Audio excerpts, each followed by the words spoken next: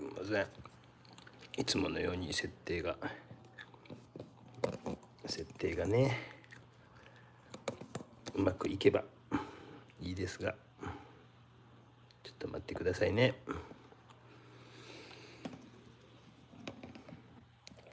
よいしょ。おはよう。さあどうだ。ハウリングをカット。おはようございます。大丈夫です。そうですね。今日はちょっと頑張って、これでも近づけたんですけどね。まただね。ハウリング。もうちょっとこっち側にできたらいいんやが。いやいや。もうちょっと近づきたいけどね。これが今日は限界かな。すみません、こんな感じで今日も進めていこうと思います。おはようございます。大丈夫ですか？聞こえてますか？マイクチェック。あ、ABC さんおはようございます。実際もうちょっとこっちで書いた方がいいかもしれないですね。もう油絵も用意してありますけども、まずアクリルをこっち側で描いてから反対側にしますので、今日はまあ綺麗ですね。音声カメラありがとうございます。赤坂さんもいつもありがとうございます。皆さん本当に早いですね。MH さんもおはようございます。ちょっと僕今日鼻水出てるんで鼻途中で何度か噛むかもしれませんけど、すみません、よろしくお願いします。おはようございます。恐竜ちゃん下おりますよ。今日ちょっとどうしましょうか。出しましょうか後で。出れそうな雰囲気は36早いですね。吉川さんもおはようございます。今日作品くれた方かな。早いですね。おはようございます。大高さんもおはようございます。よろしくお願いします。純子 M さんもおはようございます。また、9時からスタートしますので、あと5分ほどですね。お待ちください。あと5分ほど。いつもちゃんとしてるでしょう。スタート前に準備をちゃんとできてるか。アクリル絵の具の、これはジェッソと白、チタニウムホワイトと、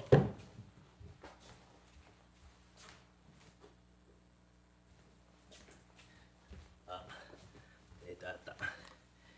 これがジェッソの白で、ついてしまった。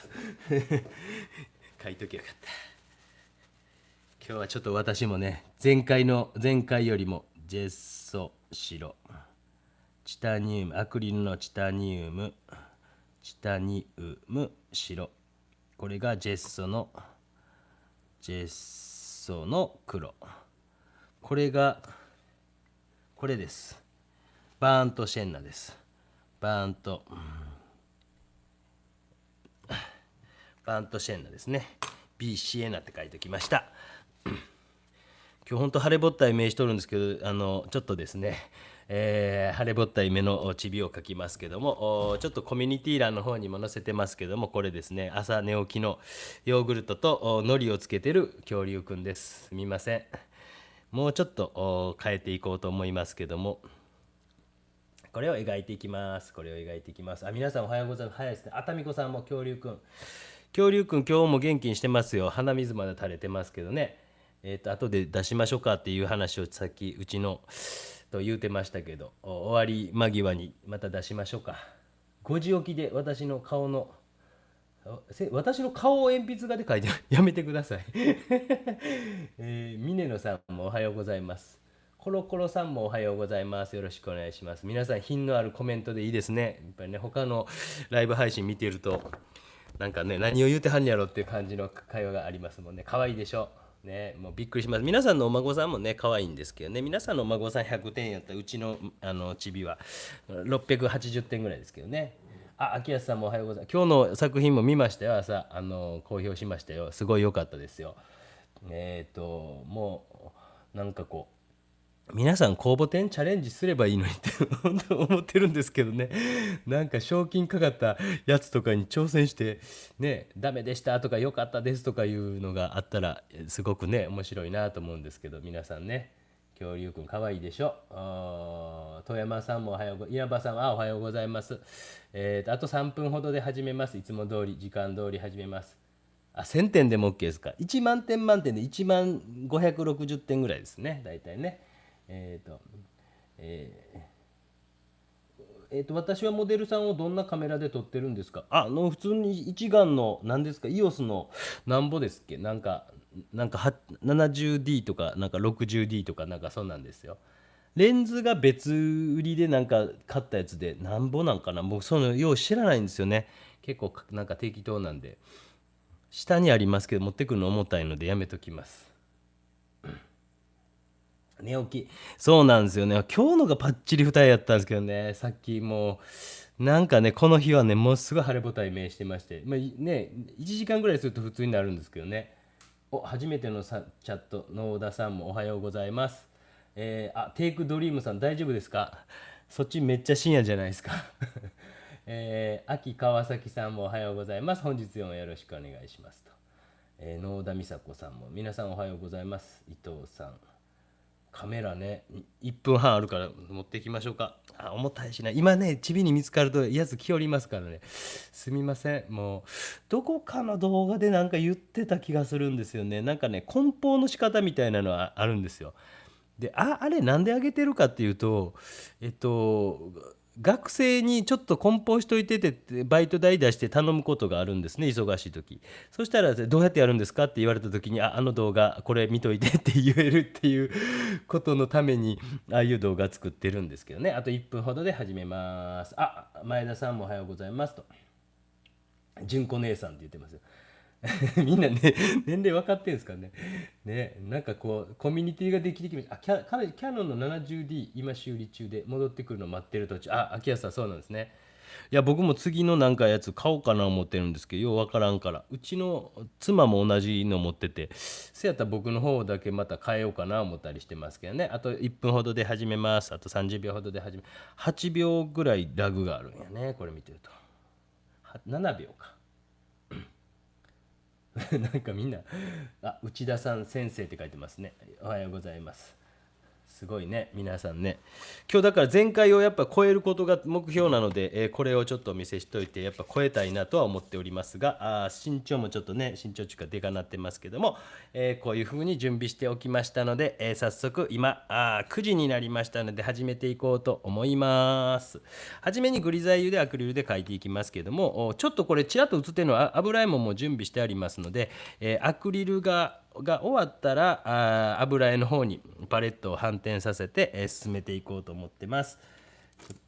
ライトは大丈夫かな。このライトが大丈夫かな。これジェッソ。多分普通の絵の具の方が白いかなと思いますので、白いっていうか硬いか。ちょっとこう初めにこうですね、モデリングをするような気分でちょっと明るいところを厚めにちょっと塗っておこうかなと思ってます。今日九州雨なんですけどね、全国的には北海道も昨日暑かったみたいなニュースをさっきやってましたけど、大丈夫ですか皆さんね。来週からあれでしょ、なんかやるんでしょ、世界運動大会運動会世界運動会大会やるんでしょね。なんかやっぱり九州にいるとあんまりこう実感ないですね。九州にいるとやっぱ東京の方盛り上がってるんですかね。皆さんどうなんですか。どっちでもいいですよね。ちょっと黒入れました。ちょっとこう絵の具のこうマテリアルっていうのはつけとかんとつけておきたいなというのがありまして、今回は少し頑張って初めの段階でマテリアルをつけていこうかなと思ってます。喋りながら書いているということをね、やっぱり皆さん評価してもらえると喋りながら、コメントも見ながらね。今日はなんか今雨降って、今でもちょっと雨やみましたね。セミが鳴き出しましたね。最近よう言葉喋るようになってきて、セミとか言うてますよ。セミとか。ちょっとクワガタ取りに行きたいんですよね。クワガタ、本当皆さんこう男性の方はね、やったことあると思うんですけど、女性の方はなんかゴキブリにしか見えない。G にしか見えない。すみません、今不適切な発言がございました。G にしか見えないでしょうけどね。ちょっと取りに行きたいんですよね。雨上がりの明日の朝なんかいいんちゃうかな思ってるんですけどね。ちょっと茶色も混ぜておきましょうかね。よいしょ。もう再来週ぐらいで大体終わるんですけどね、授業がね。いやー、本当にすみませんね。先週の鬼好評ひどかったですね。ずーっと怒ってましたね。もうね、ごめんなさいね。本当にね、ちびっこが壊れしてたから、なかなか難しいですよね。治るかな思ったらなかなか治らんでですね。今週中止ですっていうタイミングなんてめっちゃ難しいですもんね。からね、すみません、本当にイライラしてまして申し訳ございませんでした。めっちゃメールのミス本当多かったんですよ。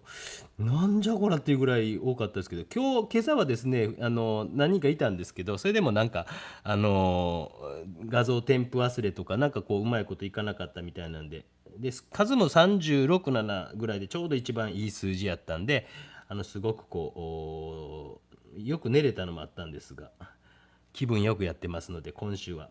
で今週ちょっと日曜日に明日にもしかしてあげて、せっかくスポーツ大会世界スポーツ大会あるので、こうなんかスポーツ大会的な動画を上げれんかなって考えてるんですけどね、何のこっちゃと思うんですけど。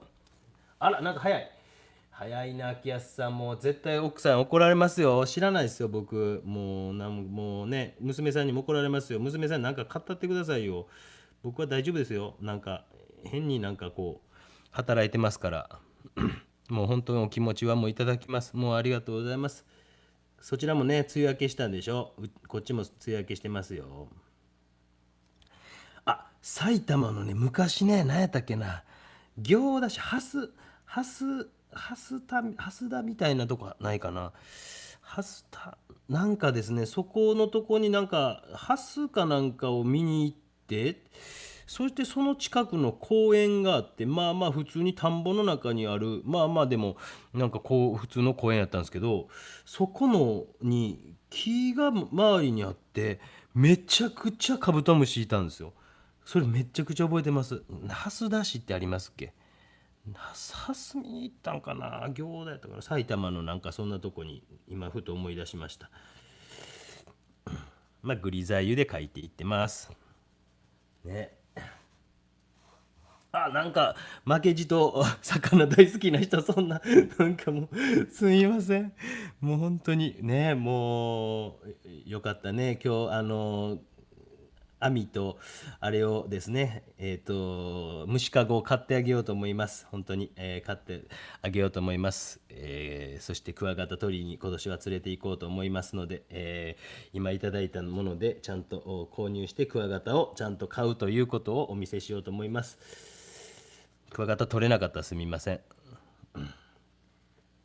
実家が山の中にあるんで、何ですか、ライトでトラップ作ってですね、あれもやろうかなと思ってるんですね。この夏はいつかできそうならばやろうかなと思ってます。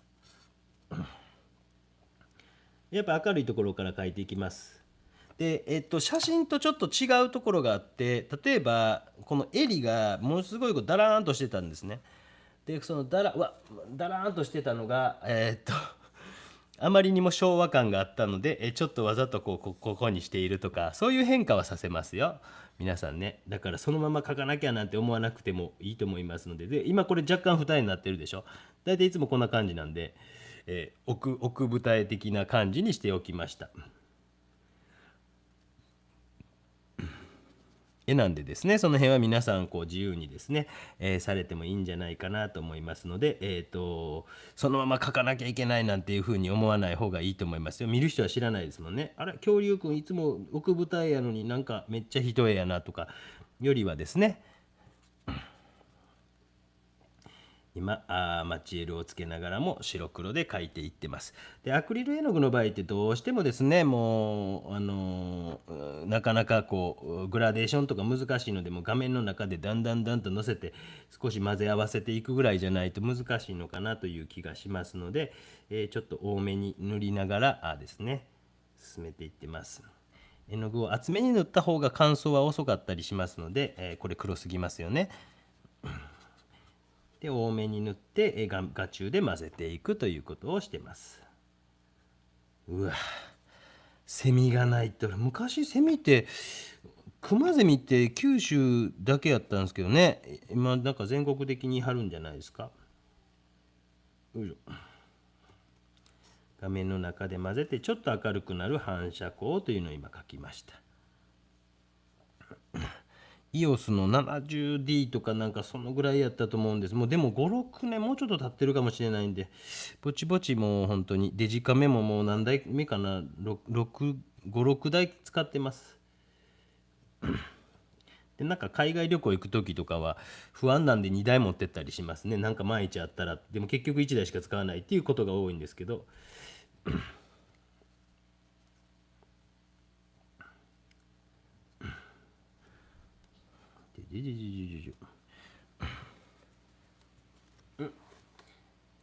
行田市、すみません。そうそう、行田市。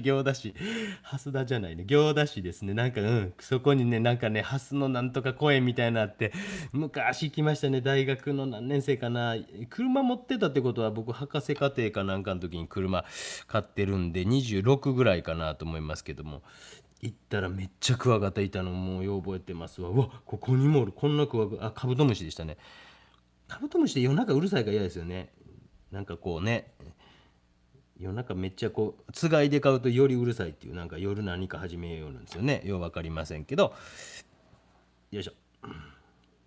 少しこうやってね、混ぜ合わせながらですね進めていきますね。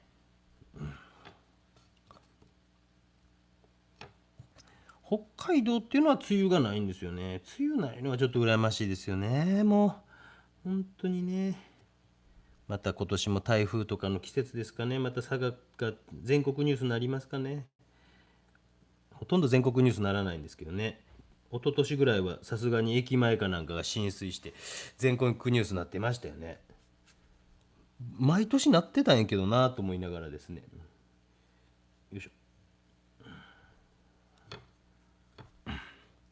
まあ、背景とかも少し書いておきながらですね。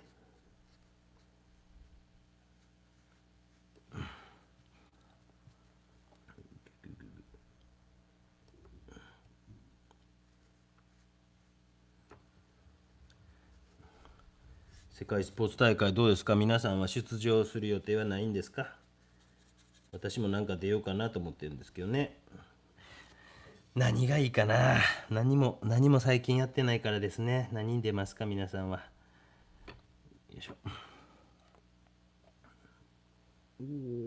まだこうちょっと明るいところは今モデリングしていってます。10分ほど経過しました。ちょっとこの逆光の反射光が面白かったりするんで、この辺はうまいこと書けたらなと思いますけどね。ここソファーになんかこうソファーにクッションが乗ってたな。この辺どかしとけばよかったですね。ブシュー。もうここのソファーをなくしましょう。背景はちょっとここは壁っぽくしておきましょうか。まあ時間がどうしても1時間ちょっとなんで、全部はできないですけど、ダイレクト絵の具って感じですね。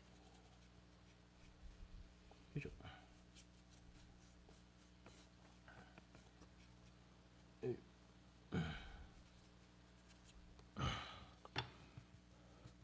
ちょっと目とか慎重になるところはもうある程度慎重に、これ800円ぐらいの何度かご紹介してますけど、これですね。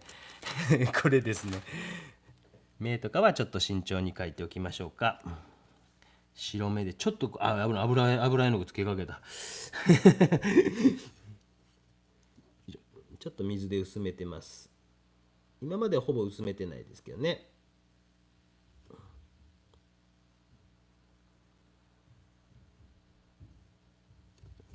で目描く時は左側から光来てたら左側が明るくなって、こっちもですねもうちょっと暗めかな。これよりもこの色よりももうちょっとこっち側は暗くっていう風にやっておいたら、もうある程度左からの光というのは分かりますもんね。次は球体というのを意識できるかどうかなんですけども、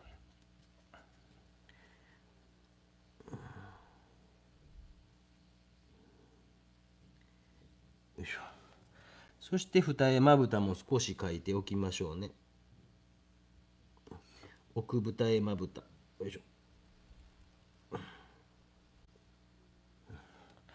昨日あれでしたね、野球のなんかオールスターやってましたけどね、もう毎年なんか最近もう見なくなりましたね。なんかやっぱ1試合にした方がいいような気するんですけどね。昔は楽しみでしゃあなかったですけどね。なんかこうメジャーリーグの面白かったですね。やっぱね、すごいですよね。なんか翔ちゃんすごいですね。皆さんも翔ちゃん今日本で一番こう嫌われてない人なんじゃないかなと。僕はずっと長嶋茂雄さんなんじゃないか説を唱えてたんですけども、でもなんか本当に野村さんは嫌いやってずっと言ってたから、長嶋さんっていうのはやっぱ一部は嫌われてるけど、大谷翔平選手って誰も嫌いな人がいないというような珍しい人だと思いませんか？MH さん、早い、うまい、安い。すみません。もう、よかったね。今日なんか、美味しいもんでも食べようね。アイスクリーム買ってあげるね。恐竜くんにね、モデル今日してくれたアイスクリーム、クーリッシュかなんか買ったるわね。こういただいたのでね。うまい、安い、なんとかで。よいしょ。ねえ、すごいメジャーリーグのオールスターに一番で出てすごいですよね。あの凄さが分かるってね。イチロー選手が引退した時こう皆さんね、もうそんなのは出てこないんじゃないかみたいにね思ってたりしたと思うんですけど、僕は大谷翔平あれでもなんかですね、私のなんかこう多分鬼好評とか見てても分かると思うんですけど、あんま僕偏ってない方やと自分で思ってるんですね。なんかイエイイエイイエイって言ってやばい上がってこようとしてるからで、なんかこうこんな絵の可能性もあんちゃうかなとかっていう風に言うんですけど、大谷翔平君もなんか初めの頃に高校生の時とかに二刀流をしたいと言うた時にもうほとんどの解説者が反対してて、誰か落合さんあたりかなんかだけがなんかええんちゃうかみたいなこと言うてた記憶あるんですよね。あれ誰やったかなと思って。あと皆さん解説者は無理や無理やって言ってたんですもんね。今誰一人言ってないですもんね。あれ面白いもんですよね。あの時言うてた解説者の人誰ですかね。忘れてしまいましたけど、僕は絶対もうあの時大賛成でしたね。いや若者がやりたいっちゅってんねやからやらしたりやと思ってですね、なんかそんなん思いますよね。若い人がこんなんしたい言うたらね、皆さんもそうですよ。若いでしょうからね。私の視聴者ほとんど若い人たちなんで10代20代に支えられてますんで、だいたい皆さん10代20代の方品のいいコメントばっかり。ライブ始まったばかり出かけなくてはそうですか。はいはいはいはいはいはいはい。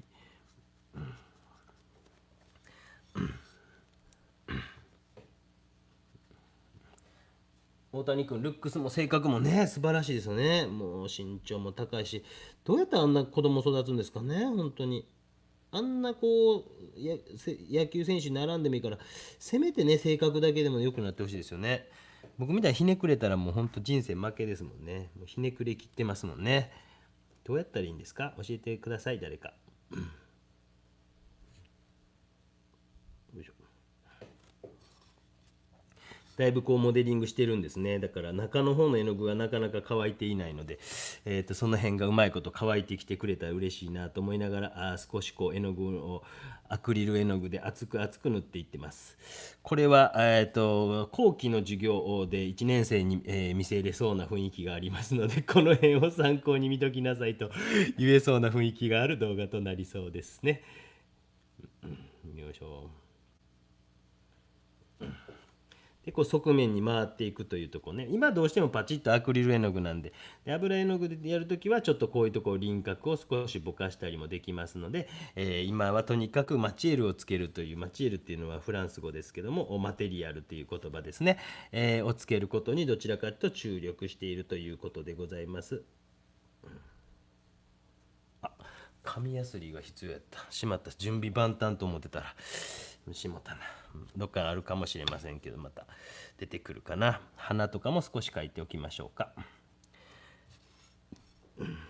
まあ大体30分ぐらいで、白黒の段階を終わらそうかなと思って、約何分間かちょっと乾かそうとは思っているので、またウィーと言うと思いますけど、皆さんね若いので大丈夫だと思うんですけど、トイレ近い方はその間にトイレに行かれてください。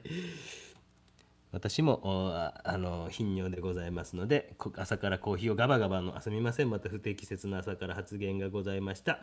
お詫びして訂正いたしますという時代ですよね。だいぶ絵の具が実はもりもり乗ってきてます。なかなか画中で分かりにくいかもしれません。なんか6000円ではありますよ。これどういうこと？うわー、すごい額ですよ。なんかスーパーチャットを購入。6000円って、川崎あきさんって大丈夫ですか？女性の方ですかね？大丈夫ですか？なんか大丈夫ですか？もうそんな昔6000円って言ったらなんかファミコンのソフトとか買えましたよ。お年玉とかでなんか必死で使う額、本当にこんなんいいんですか？いやー、よかったね。今日なんか水着でも買ったのかな。ちょっと旅行でも連れてってあげようかなと思いますよ。本当にすみません。なんか佐賀県は今なんかね、まだ感染が若干弱いので、今やっとチャンスちゃうかって妻と言っていてですね、なんか半額のキャンペーンみたいなのやっていて、県民やったら半額で行けるみたいな。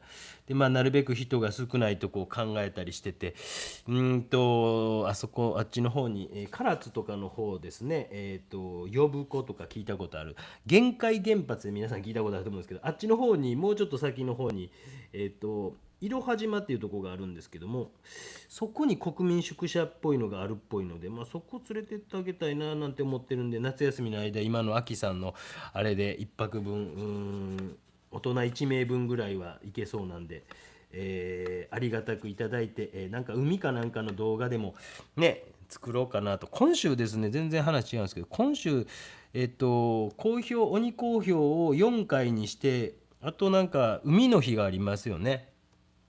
海の日いっぱいコメント切ったで、海の日にちょっと海の動画あげようかななんて思って、前も海のあげたんですけど、もうちょっとなんか波に近いところかなんか、まあいいところがあればいいんですけども、なんかそういうのがあげれたらななんて思ったりしてます。あとはスポーツ大会がありますので、スポーツ大会に向けてこの間アンケート取ったんですけど、一番票が入ったのはクロッキーだったんですね。でもクロッキーに関しては私ちょっと独特なやり方しますので、まあ、皆さん参考になるか分かりませんけども、クロッキーの動画を10月10日じゃないわ、7月の23日の世界運動会の開会式の日に、あげようかなと思ってます。で、7月の24日の土曜日はライブペイントがちょっといろいろ私仕事が入っていて難しそうなので、できなそうな感じなので、やれても夜と、でももう世界スポーツ大会の方皆さん見るでしょうからね。多分24日の土曜日は難しそうな感じがあるので、もしかしたら何かやるかもしれませんけど、まあだから見たい人は見られてください。で、日曜日はなんかどっかの海外の風景で、とにかく作画動画を木金土日と上げようと思ってます。朝6時ですね。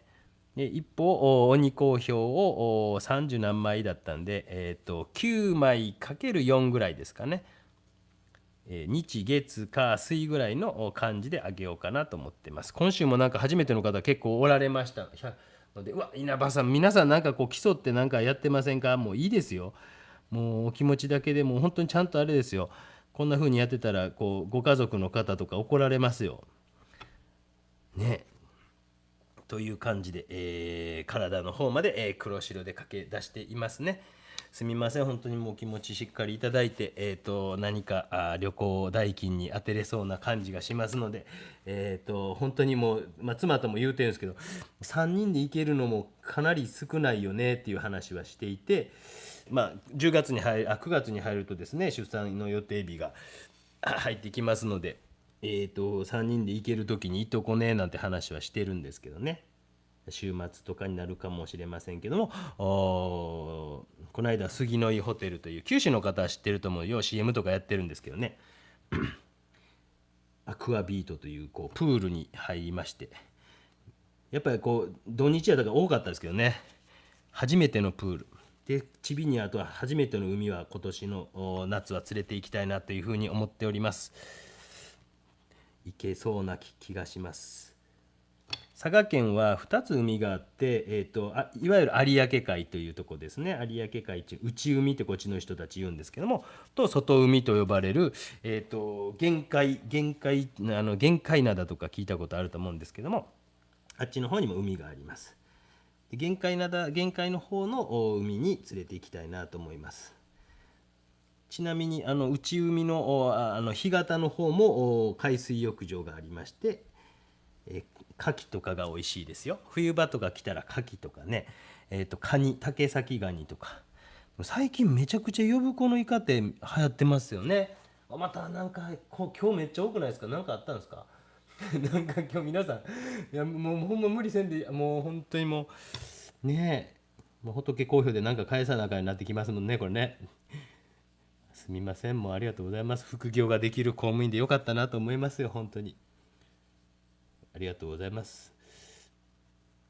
独立大学行政前学長も見てくださってるということを言ってたんで「木曽君見てるよ」なんて言われて「あ、すみません」っつってですね、広報室の人も見てるとか言ってですね、今の学長さんとかはどうなんかな、見てないことを信じたいですが、まあ大学の悪口多分言ってないと思うので多分大丈夫だと思うんですけど、でも今の学長先生も僕の個展に奥様と一回来てくれたことあるんで、多分美術には理解がある人やと思うんですよね。だから僕はなんかそういうの恵まれてる人ですね。なんかね、職場の上司、本当の上司的な上の方の人にもう別にそんな嫌われてないのかなと思います。こんな好き勝手やってますけどね。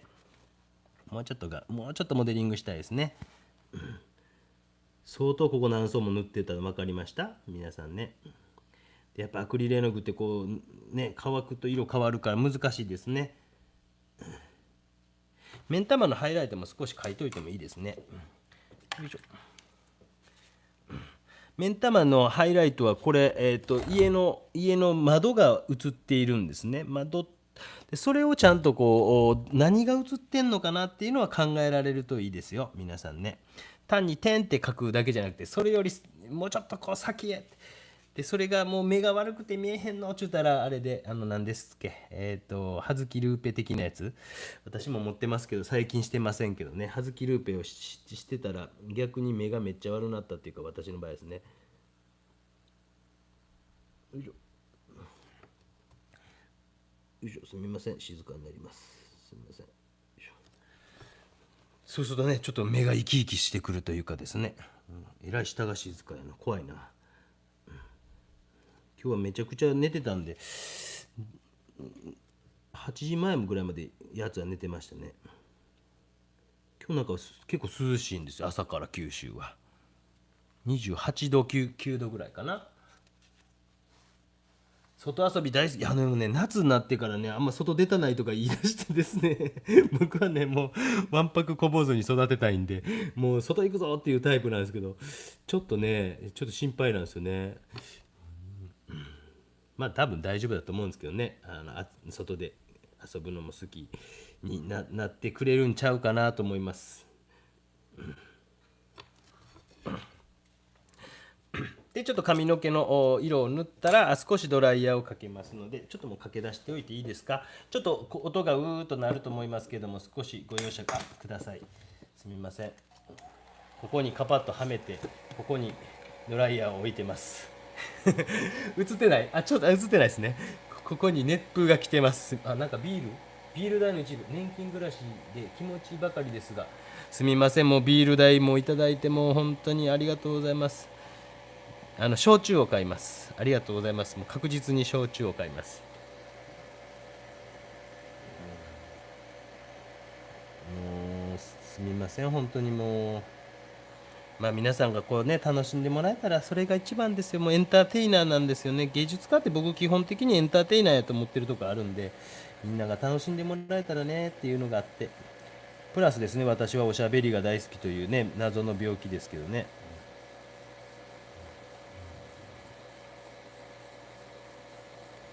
しょ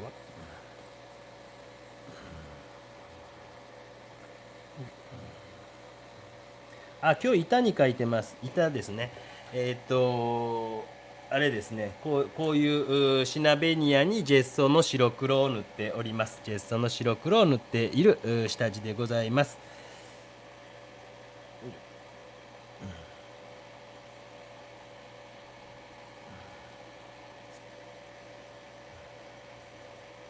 でアクリルが完全に乾かないと油絵っていうのは使えませんので、完全に乾くのを待ってから使い出してください。完全に乾かないとやっぱり水と油ですから、これ今水気を塗っていってますね。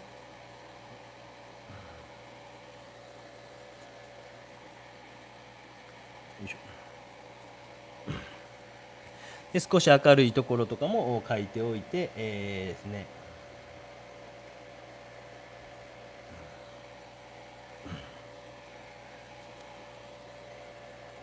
よし。よいしょ。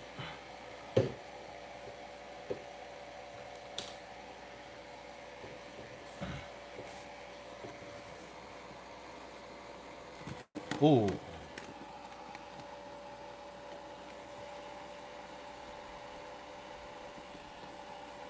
もうちょっとしたら完全に乾きますので、なんか質問があれば質問を受けたまわりましょうが。6100円気づきました、気づきました。いや僕もちょっとね集中して書いてたらすごい額が入ってたからちょっと驚きました。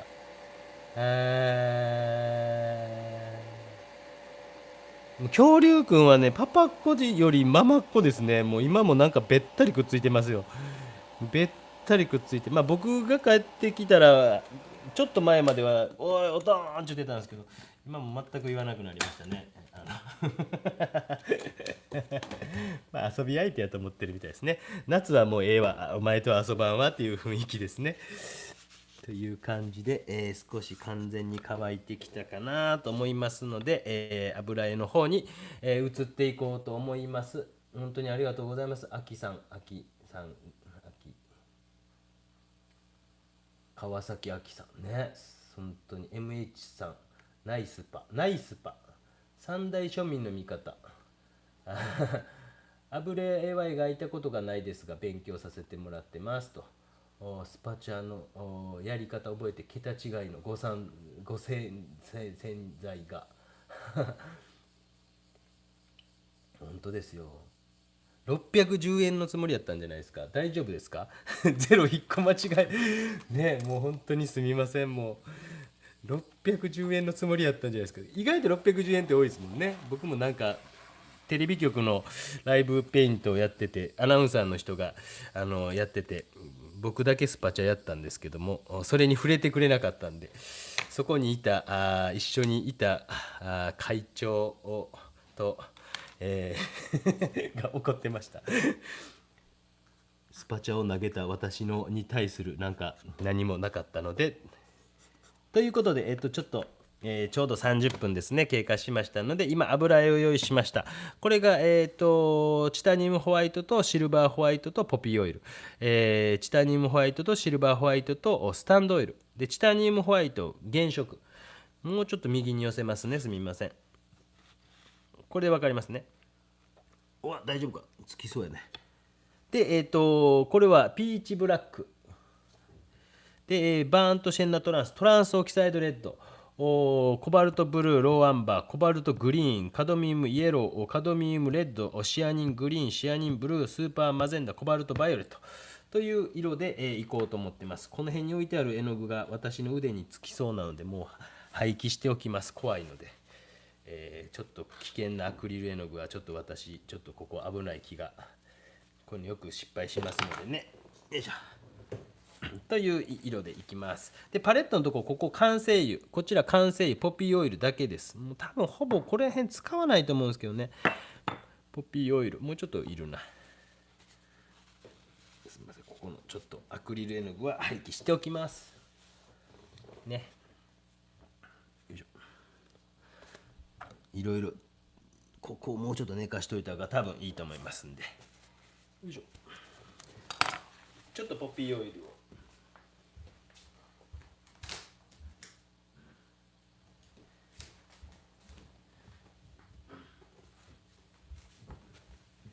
でちょっとこのアクリルでやる場合っていうのは僕のなんとなく勘なんですけども、あんまりこう油をベタベタ塗らん方がなんか吸い込みがしっかり止まってくれている感じがするので、今ポピーオイルをここに出しました。コバルトバイオレットをいつもなぜか使いますが、結構しっかりと拭き取ってあげた方が感覚としてはいいような気がしますので、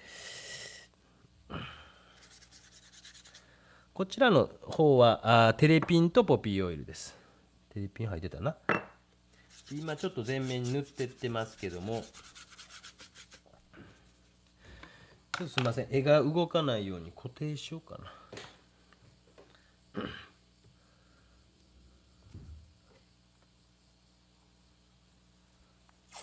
白色の使い分けを教えてください。どっちかというとこのスタンドオイルで塗ってる方は厚く塗っていけます。で、こっちの方は薄く塗っていきます。より白い色を塗ります。チタニウムホワイトのみはですね。ちょっとすみません、固定させてください。なんとなく動かん方が多分良さそうな。で油絵の具はやっぱり油絵の具っていうか、僕はやっぱりこういうのは立てて描いた方が髪の毛とかですね、細い線とかは重力にこうの通り描いていた方が楽なんで、寝かせて描くとやっぱりちょっと難しいので、その辺はもう言い訳を先にさしといてください。でも結構ポピーオイルにベタベタに塗るという感じよりは、この辺に塗ってあるのをちょっと今伸ばしながら、絵の具のこうなんていうか顔料を伸ばしていくような感じで、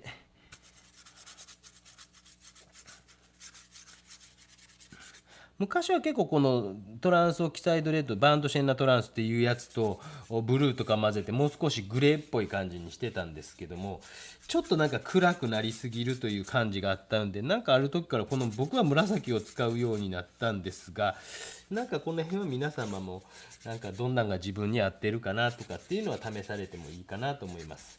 で結構これやったらこう特にこの辺なんていうのは絵の具が厚く塗られているので、ある程度しっかり拭き取ってあげてもいいような気がするんですね。前回H さんっていうのを書いたのがグリザイユから書くというのをやっているんですけど、あれ書きながらですね、ちょっと油が多いなってずーっと思ってたんですね。今回はちょっとそれを反省を踏まえてそこそこ拭き取っておこうかなと、前よりも拭き取っておこうかなと。それで指ですり込んでみた感覚、もう完全に下の絵の具乾いてますもんねとかを試しながら、この辺の筆がいいかな。ちょっと色をつけていこうと思います。ちょっと構い何ですっけちょっと白っぽい感じのスタートでしてみようかな。やっぱ油まだ多いな。これは本当にもう僕も長年の経験で分かる感覚なんですね。だからどれぐらいとかって言い切れないというかですね、なかなか難しいとこがあって、すみません、本当にこう触りながらどうかなかなっていう、なんかこうね、熟練のなんか技じゃないですけども、そういったところがあるのかもしれませんね。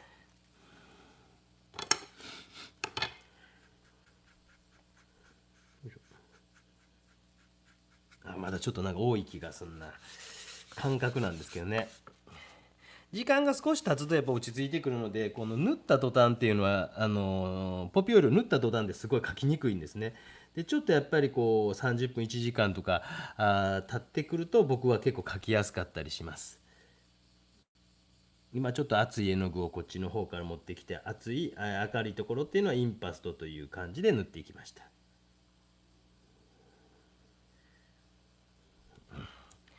悪ないですね。ちょっと絵の具が落ち着いたところもありますし、落ち着いてないところもあります。グレーズとスカンブルの間ぐらいの感じかなというこうですね、ちょっと白とかを入れながら、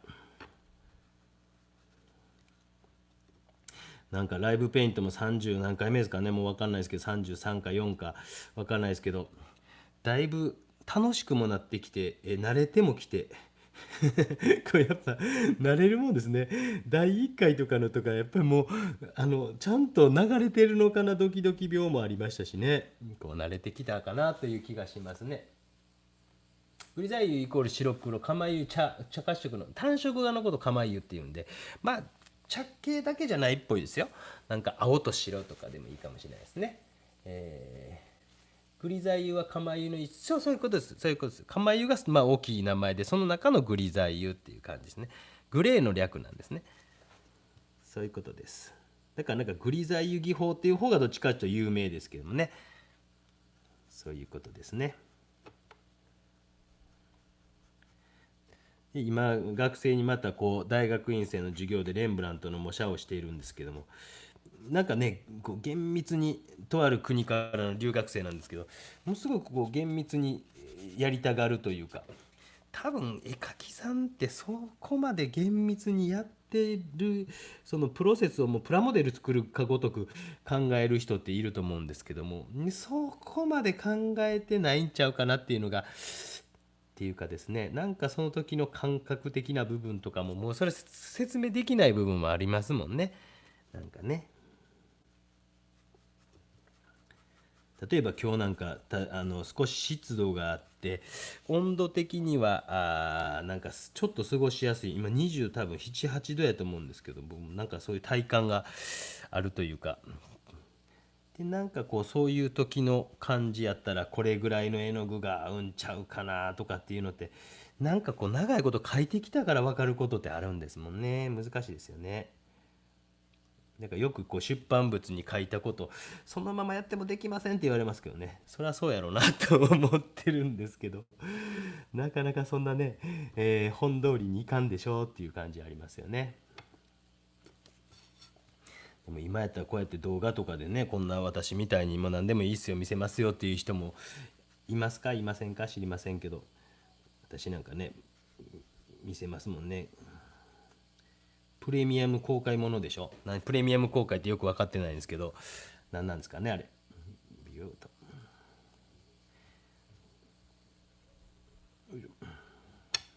まあ初めに塗った黒い色みたいなのも少しこうなんていうか絵の具が乗ってきてもいいかなと思って、後でまた描けばいいので、油絵の場合っていうのは後でまた描けばいいと思いますので。そうなんですよね、油絵の動画っていうのの方が日本人は少ない気が僕したんです。気のせいですかね。なんか外国の人って僕のなんか見てるというかおすすめとかに上がってくるのと、外国の人は油絵とかのが多いですよね、アクリルとか。僕のあれなんかな、なんか見てる傾向があれなんですかね。紅を今入れました。紅、ほっぺたにも少しねその紅を。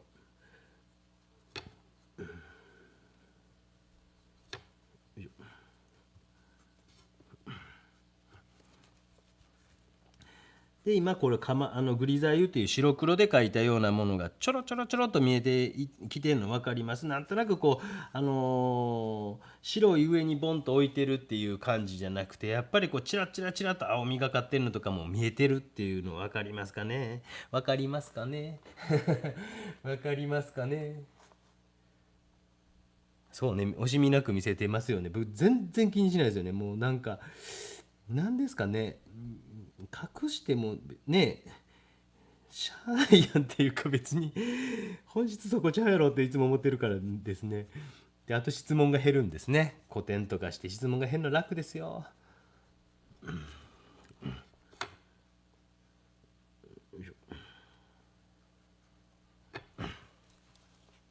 花とか消えてしまいましたけど、もうどうしても不安やったらもうこれ拭き取ったら出てきますんで、ぐちぐちぐちってね、ある程度出てきますよね。だからあんま気にせずに、多少こうやって、消えてしまっても後で少し書いていけば出てくるわぐらいの感じでいいと思うんですね。ビビビビビビビ、まあ、僕今あれですもんね、 iPad 絵画をなんとか習得したいっていうのが今のちょっと、でも iPad 買わなあかんですけどね、今の僕の持ってるやつ結構古いやつなんでお絵描き多分できないと思うんで。よいしょ。この辺の影の色っていうのはちょっと難しいですけどね、ここ大事なとこかなと思ってますね。お、下で騒いでる恐竜がいますね。男がいますね。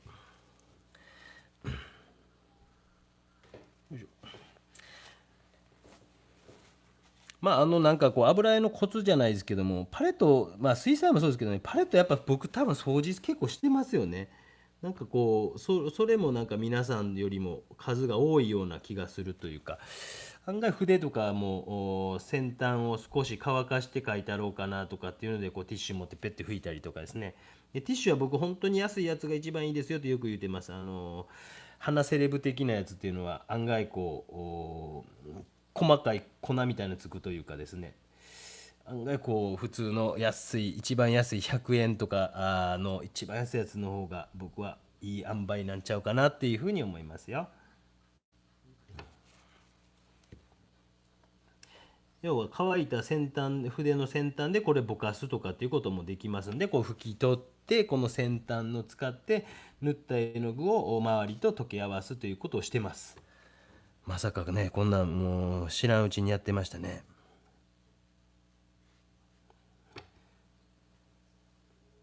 ブ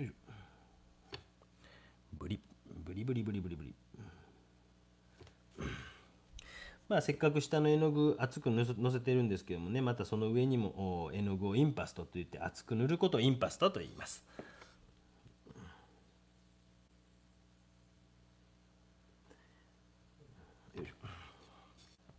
やっぱりこう簡単に複雑になるというかですね、こう、黒白で描いた上にこうグリザー油で描いているので、ですね、それがうっすら透けてくることによって、寒色系の色を感じさせてあげる。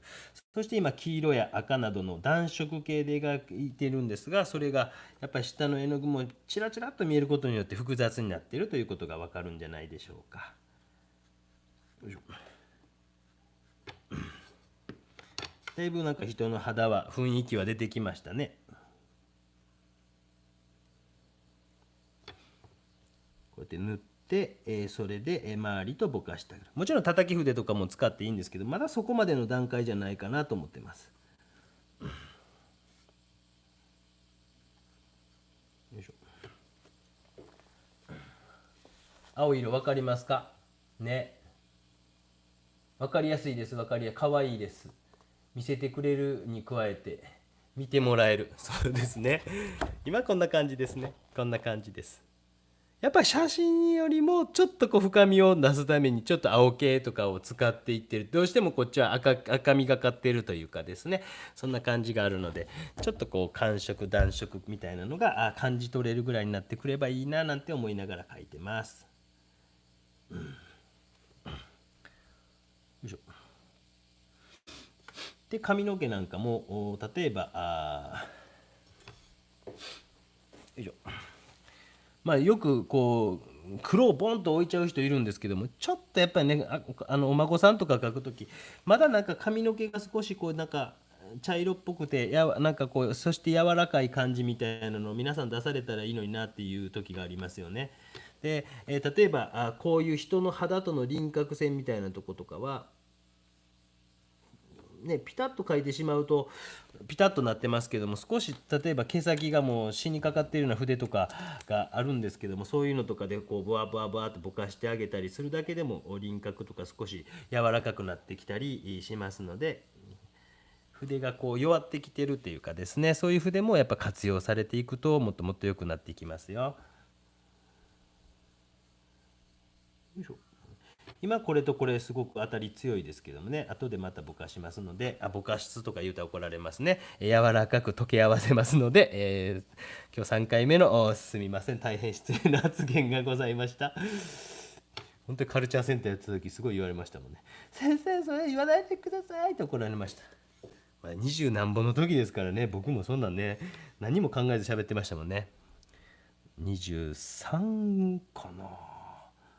その当時の人たちが古典とか来てくれますもんね。また80いくつだから今から20年ぐらい前で皆さん60ちょっとぐらいだったんでしょうね。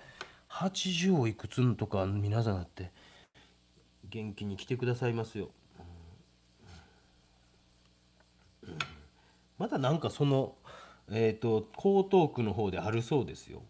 ドガの会とかいう土要は土曜日の土に、絵ですねがドガの会ってまだやってるんですよとかって言ってました。僕が多分一番初めにやったやつなんですよねそれ。その江東区の文化センターの人からなんか連絡があって、なんか本かなんかを見てぜひ教えてもらいたいって言って、アクリルかなんかの講座って言って、アクリル人気ありますかね出ますかねなんて言いながら、アクリルも教えながらも、まあ何でもいいっすよっていう感じで、1年半やったかな2年やったかな覚えてないけど、1年もやってないかもしれないですね。やっぱり油絵いいですか？おすすめの絵画蘇生の本購入しました。すごく重宝してますか？レンブラントの基本の時の動画みたいですか？ね。やっぱり油絵いいですか？さまざまな分野でプロとして活躍されてる。またなんか入りましたよ。もうすみません。なんかこうもうライブペイントはもうなんか非公開にするか、なんかこうあれですね、もう今見てる人だけ見れる設定とかできないですかね。なんかいつも思うんですよね。なんかアーカイブで見りゃいいやって思うよりは、なんかね、せっかくこう生で見てくれた人だけにまたその見れる設定とか、なんかそういうの YouTube さんできませんか？見てたら見てないでしょうね。いまだになんか海外とかからなんかサポートさせてください的なメール来ますよ。で大体こうなんか迷惑メールホルダーの方に入ってるんですけどね、私そんな人暇じゃないんでね、なんかその人たちとコミュニケーション取る時間ないというかですね、多分取った方が視聴回数とか伸びるんでしょうけどね、もうそんな伸びんでいいんですけどね。よいしょ。だいぶね少し雰囲気出てきましたね。後ろのソファーですかねは、ニトリさんで買ったやつですかね。ニトリさんで買ったソファーですね。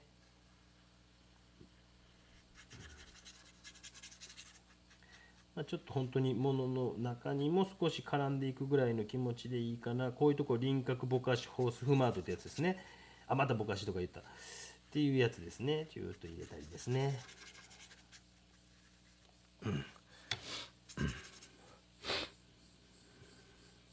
今50分経過しました。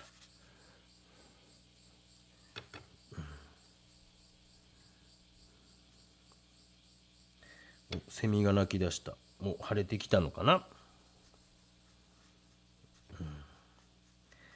よいしょ。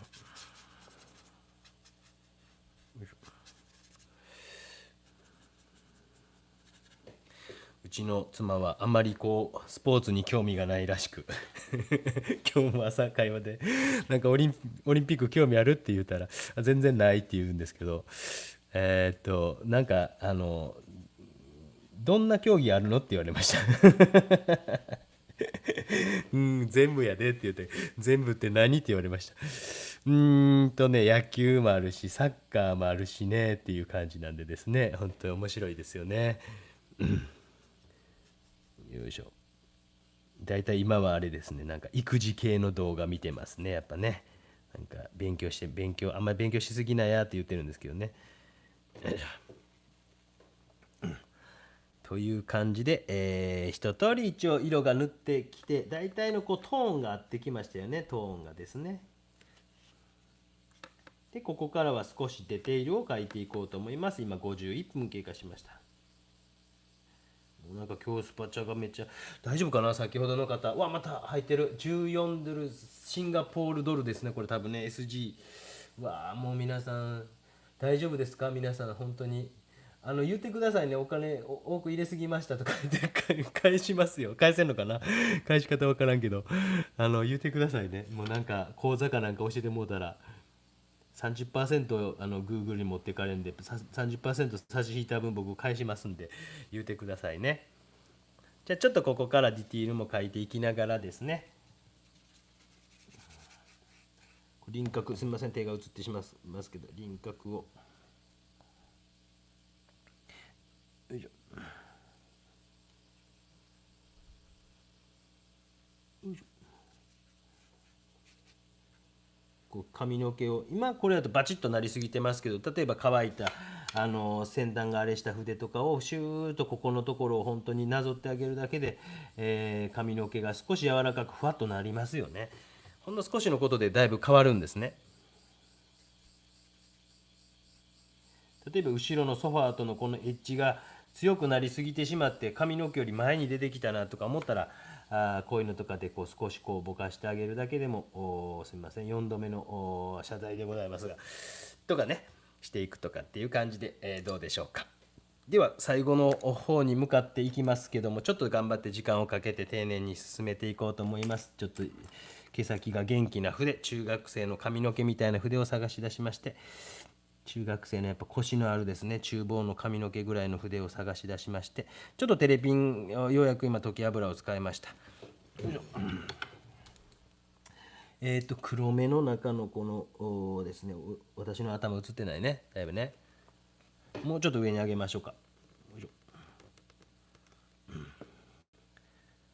中学生の髪の毛のような元気のいいですね、中学生男子のヘアスタイルのような元気のいい筆を使い、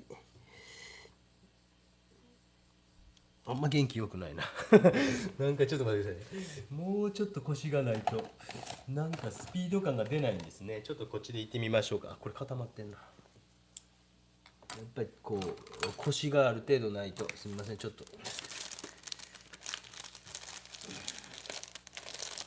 無理。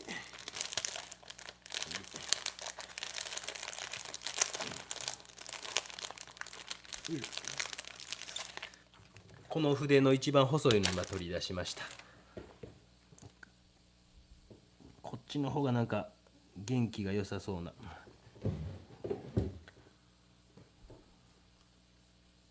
で上まぶたの影が少し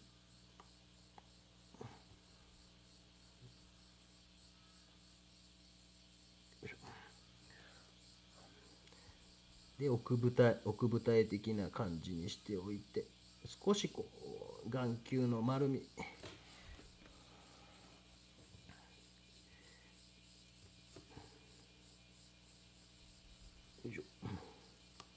みません多分見えないでしょう、細かい仕事してるんですけど、こちらの目も、こちらの目はねあんまりこう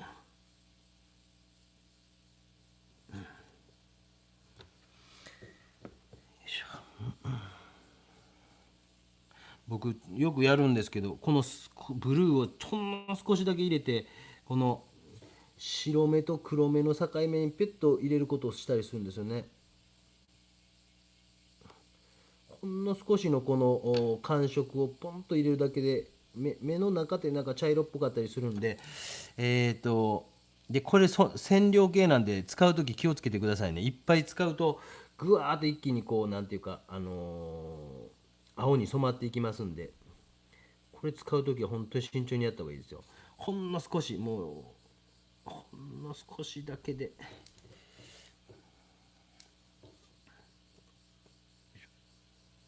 私の頭映ってないですよね、大丈夫ですね。斜めから描いてるんでね難しいんですよ。斜めから見ながら描いている。そして鼻の穴とかも少し描きましょうね。まあ真っ黒じゃないですよね。ちょっと茶色系とか赤系を少し混ぜながら暗めの暖色系の色でぐっと描いて、こちらもぐっと描いて、それが下に行くと少し馴染むようにシュシュシュシュシュシュシュ混ぜ合わす。この辺見えないでしょ細かくてねすみません。この辺もこちらの落ちている影を描く。そしてこれがこちらに馴染んでいくというですね。で少し立体的な感じに見せるためにちょっと暗めに置いたらちょっと強すぎたなと思ったりした時に、ようやくこの辺をで叩き筆とかで少しなじませましょう。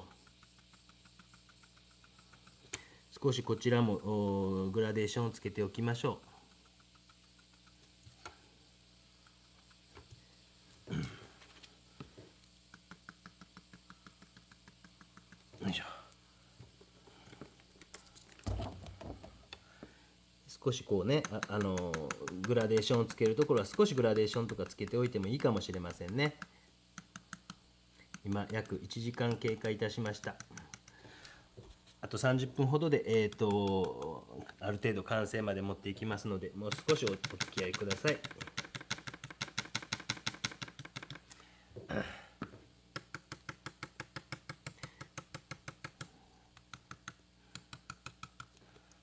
もう本当に筆跡をなくそうって綺麗に筆致をなくそうとされるんやったらされるで結構だと思います。それはもう皆さんの自由ですので、全くもって筆致をなくして書いてやるんだと思ったらそういうふうに書かれて結構だと思いますし、自分がどうしたいかをやっぱり考えてですね。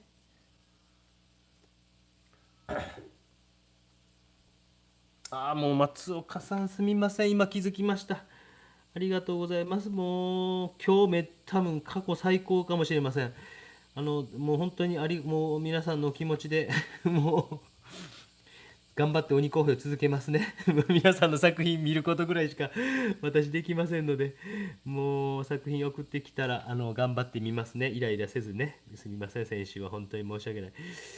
もうね、もう本当にありがとうございます。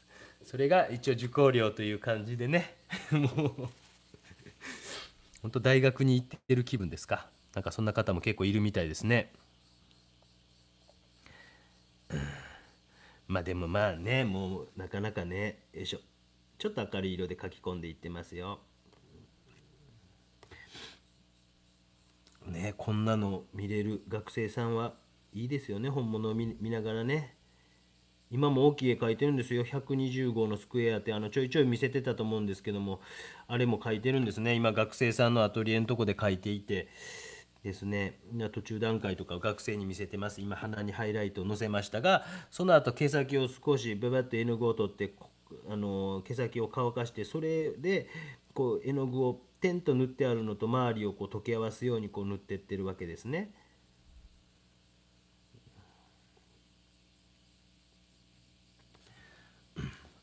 少年くんの顔が少しできてきたの分かりますかね。恐竜男くんですね。うっさい男ですよ、本当に。もう本当うるさい。誰に似たんですかね。僕には似てないと思うんですよね、絶対ね。私みたいに本当にもう静かな人はね。よいしょ。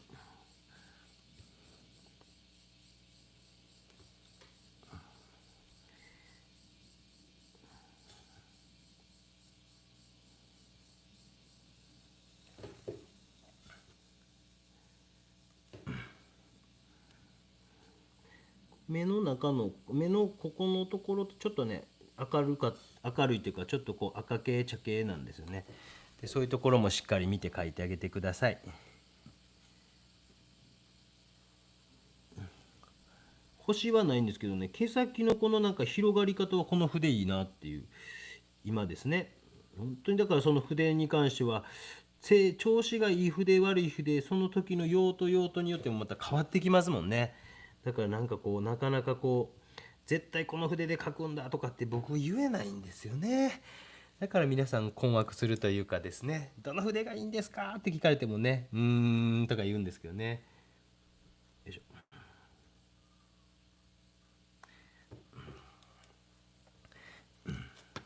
ちょっと明るい方がいいかなと思って下の絵の具を隠蔽っていうかですね、覆い尽くした方がいいかなと思ったのでちょっと今置いたんですが、ちょっと良くなかったですね。良くなかったですね。良くなかったとここが下になんか混ざり合っている感じっていうのが良かったんですが、なんかその辺が難しいですよね、バランスがね。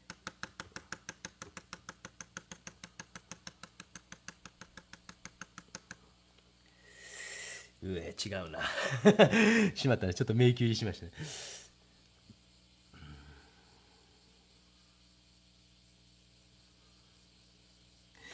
そしてこうなんか毛が抜けてたな。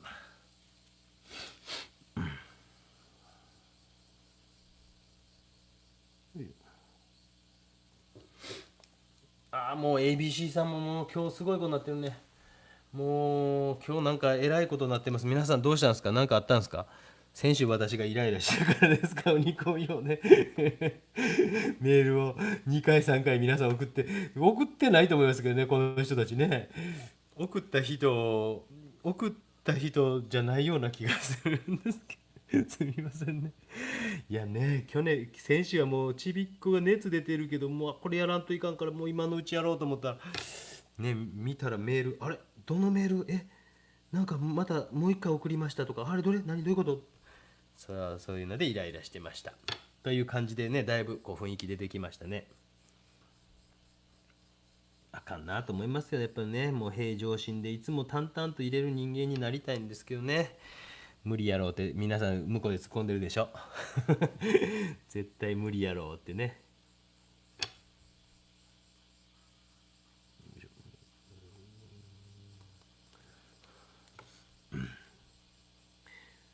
今日なんか奈良県の天川村っていうところに取材に行ってきました、お孫さんと行ってきましたっていう人がいましたね。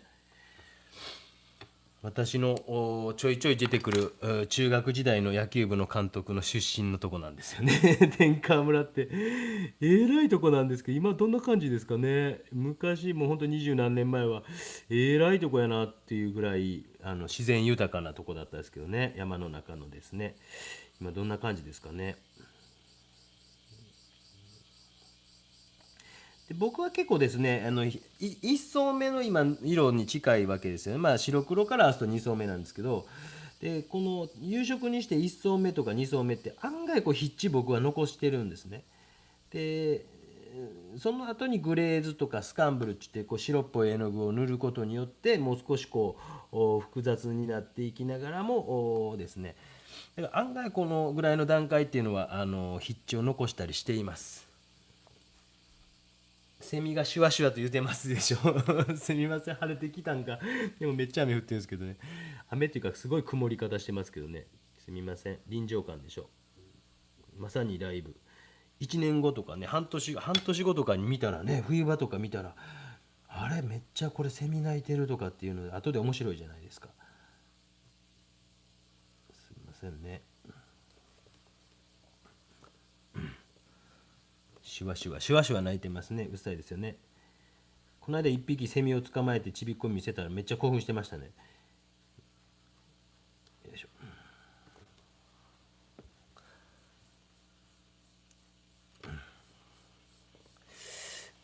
口がなんかちょっと違いますね。何が違うって言われないですけど、多分僕の予想なんですけども、もうちょっとこっち側にほんの少し広い方が可愛いんちゃうかなと思いながら、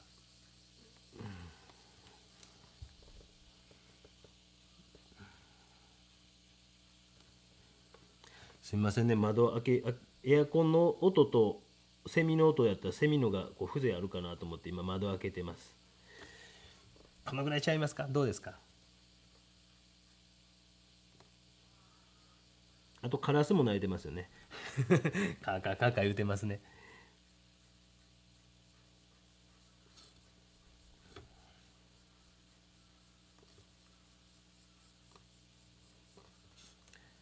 よいしょ。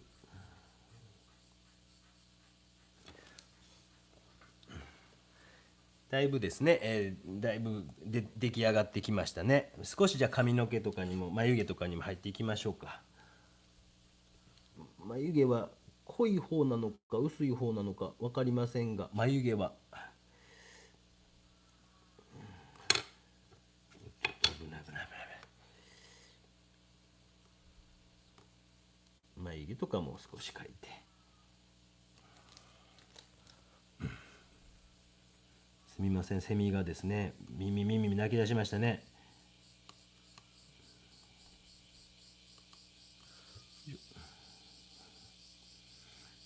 でちょっとこう、まあ、僕の場合は少しこうわざと初めに大きめの筆で書いておいて後から細かい筆にしていくということが多いです。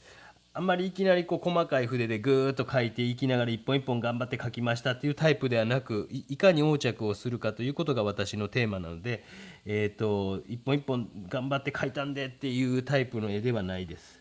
だから一本一本すごい描きたいですっていう人は私の絵とかはあんま参考にしないでくださいね。いかに楽していかに横着をしていかに、効率よく見せるかということが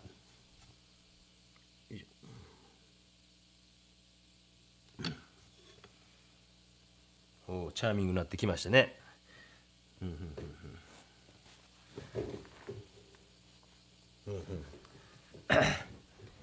ここからが面白いです。はっきり言ってしまうとようやく落ち着いたぞとなってきて、色の調整とかがある程度うまくいってきたぞっていうところからが僕は本当に楽しいので、ここから例えば唇のこの辺のツヤみたいなのをギューッと描いてあげたりとか、この辺によだれがキラッと光っているものを描いて、毛先に本当に絵の具をつけたの分かります。でこの辺によだれがキラキラキラって光ってるのを点々点々と描いたりとかですね、もうこんなことが楽しいです。暗い、気持ち悪い、やめてくれって感じですか。目ん玉のここの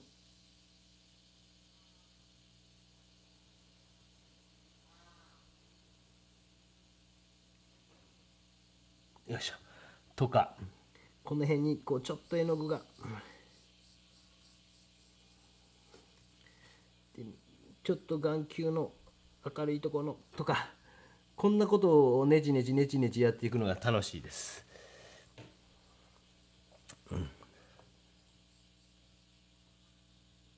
左肩が上がって右肩が下がっている。ここですか。ここね、ここがね。でここの辺にちょっとこう反射光的なのがビューッと入っていて、それがまたね、この辺に耳のとこにも反射光が入っているんですけどね、ヒューッとね、この辺に産毛が生えていますね産毛描いてますねとかね、っていう感じですね。1時間8分経過しました。今日どうしましょうか。ちょっとなんか下えらい静かなんで、どっか買い物でも行きはったのかな。恐竜さんからコメントないですよね。恐竜さんは多分見てないでしょうね。普段見ていただいている恩返しスパなんで、うわー、私が考えなくていいですと。赤坂さん、赤坂さん、そうなんです、ありがとうございます。もう特別扱いしてほしく、スパチャしてるわけは、もう気持ち本当ありがとうございます。もうね、きっと皆様、恐竜ちゃんが具合悪くて先生講評続けてくださる熱に対してのね、もう本当ありがとうございます。 YS の自画像の顔の細い筆、筆致似てるなと、皆さん本当になんか好きなんですね。もう本当僕もうガンガン偽善者で結構っていうタイプなんで、楽しければいいやっていうタイプなんでですね、偽善者だとか言われてもね、へって思いますけどね。偽善者だらけになれば世の中楽しくなるんじゃないかというタイプですよね。よいしょ。なんか東日本大震災が起こった時にですね、学生たちが何かしたいんですけどって言うから、なんか九州やったからですね、あんまりできることあれへんねなんて言いながら、でなんか学生さんの作品を県立の美術館で売るなんていうことできやんかななんて話をして、それ頼んだんですけど、やっぱ県の施設やからあかんって言われたんですね。でそしてもうじゃあしゃあないからちょって一番初め多分その時に何ですか、あれを始めたばっかりでフェイスブックかを始めたばっかりで、それで作品を売って、それで30何万ぐらいになったんですよね。で今度えっ、と熊本震災の時も学生の作品とか売ったり、もちろん僕のも売ったりですね、それも結構30万ぐらいになって、で今回このコロナでなんか医療従事者の人になんかできんかなとかっていうことで、言うてて、それでお医者さんの友達とか多いからですね、聞いたら「いや案外医師会なんとかするよ」なんて言って、「お規則そんなことせんでええと思うよ」みたいなことを言うてくださった先生がいて、じゃあなんかないかなと思ってた時に作品見ましょうかみたいなことを言って、そしたらね、じいちゃんばあちゃん喜ぶんちゃうのっていう感じでですね、それでなんか始まったのが鬼好評だったような気がしますけどね。よいしょ。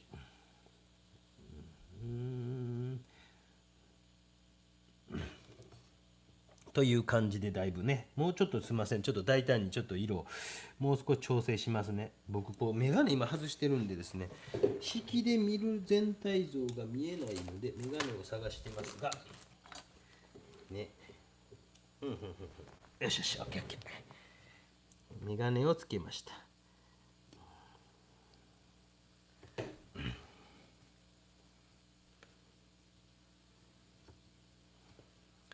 ここのなんかちょっと暗さみたいなのがちょっと暗すぎるのか否かみたいなところがすごくこう微調整が必要なところかなって思って、今ここの辺ですね、どっちやろうなーって今ちょっとこう探りを入れながらちょんちょんちょんとこう探りを入れてる段階ですね。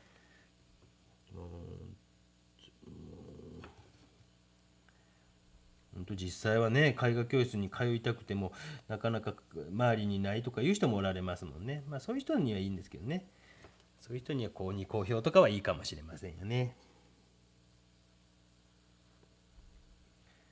そこで皆さんがね上達していくのが分かるっていうのは面白いですよね。いやー、前回の仏高評価の時はびっくりしましたね。あんなに伸びてはるんやって。ちょっと過去の何ですか、メールにしてから皆さんの過去のやつを見れるんですね、過去のメールとかっていうので。そうすると、あ、この人この絵かってその時日頃の鬼好評ではできないんですよ。そこまで時間もないからですね。今日は160人ぐらいですかね。画面から恐竜出てきましたか？出てきましたね。よいしょ。やつが来たぞ、やつが来たぞって感じですかね。肩にドン、髪の毛にドン。今回はなんか前回よりもどっちかというと下の色のこのグリーザー油っていう作業が見え隠れするのも悪くないのかなっていう気がしますね。それによって色の深みみたいなのが少し出てるんですね。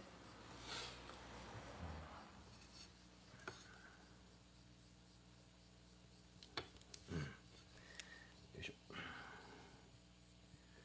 よいしょ。ちょっとじゃあハイライトとか髪の毛とかを描きながら、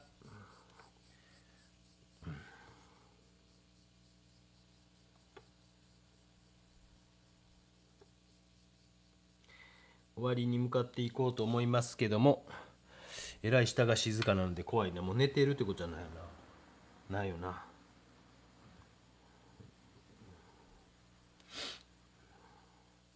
やつを呼びましょうかね、後でね。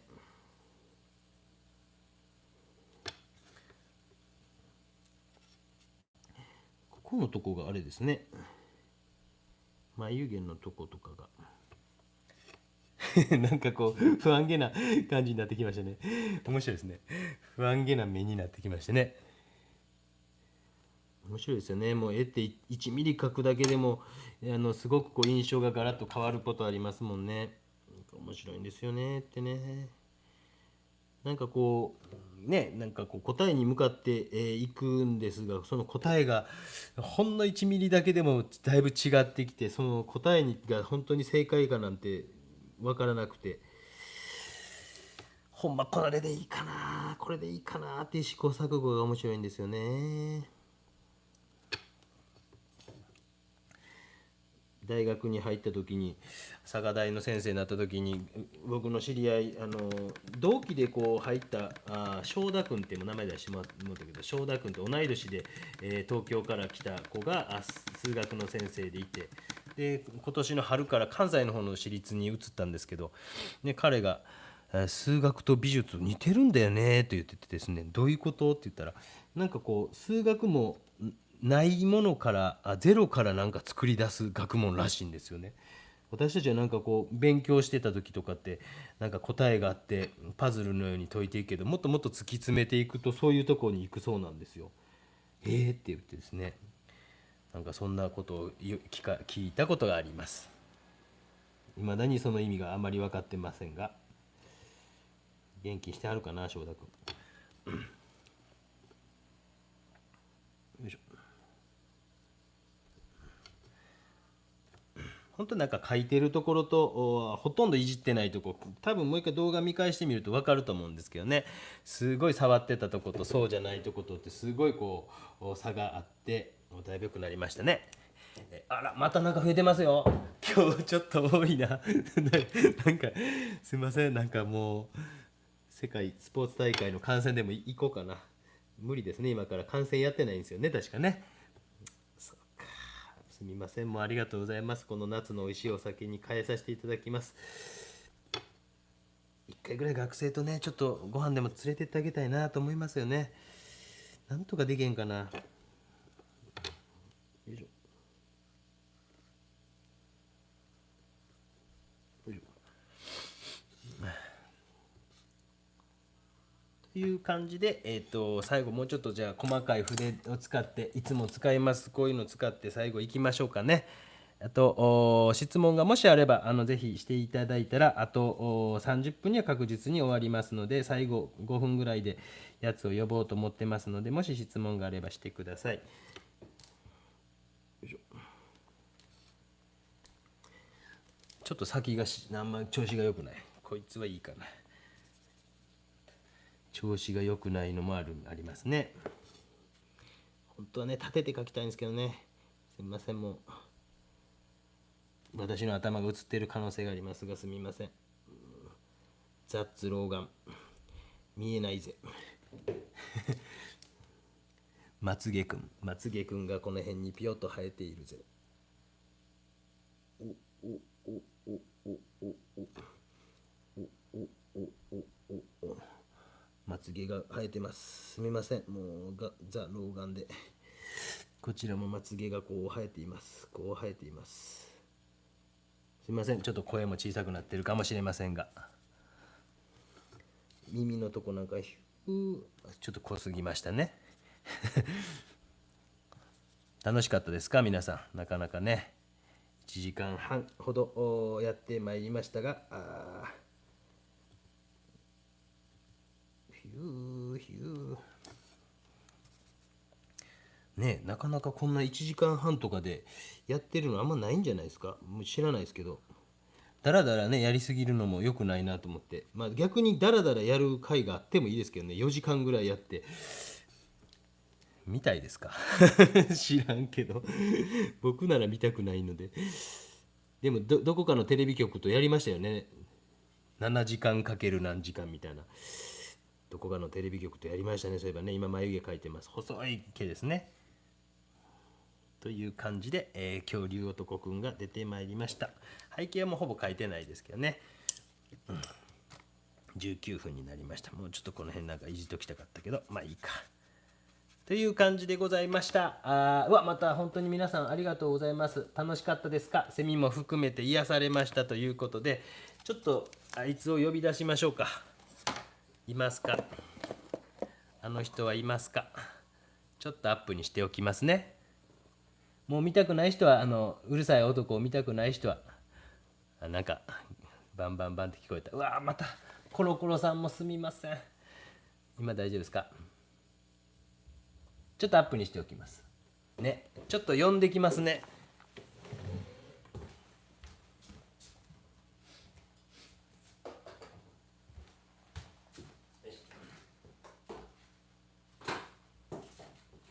おいおい来い来い来い。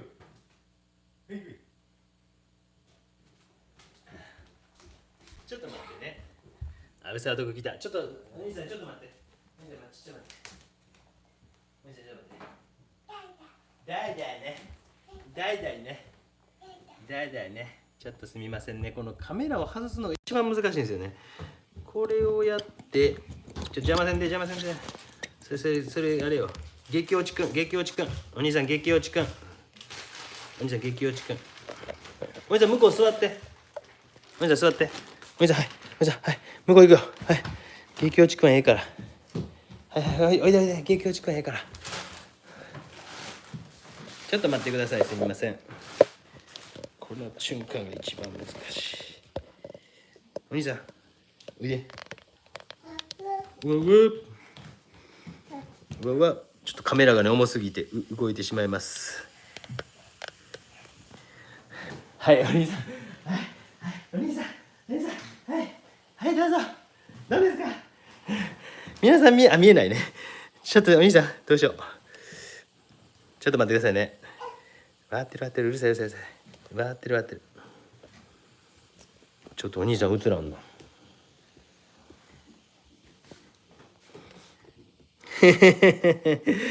これねカメラをねこうかこれをこっちにせなあかんね。これこっちにせなあかん。こうやお兄さんちょっと座って。シュワシュワいいから置いといて。はい座って。はい座って。はいしわけ。はいはいはい。ちょっとあれかと見てよしな。よいしょ。ちょっとすみません、斜めで最後出てまいりました。なんかこう斜めが解消できないのですみません。ご質問等あれば最後お受けいたしますが、奥様にも感謝。元気になっている、声が聞こえた。元気になっているはナイススーパー。もうすごいよ今日なんか。至福の時間をありがとうございましたということで、皆さんありがとう。質問大丈夫です。わーっといたいた、奥様に感謝。ハートハート、ナイスな。男前いいでしょ。今なんかこう支持率が 30% 終わった人の今ヘアスタイルしてますよ。これね、なんかプチッとしてますね。またほらなんか入ってるよ、これ見てね。先生もありがとうございました。横分けイケメン、そうですよね。ということでありがとうございました。1時間痛いって、お父さんの下半身蹴らんといて。ありがとうございました。生恐竜ちゃんでした。じゃあはっちゃん、はい、バイバイ。じゃあありがとうございました。バイバイ。下の上。じゃあありがとうございました。失礼します。すいません。終了です。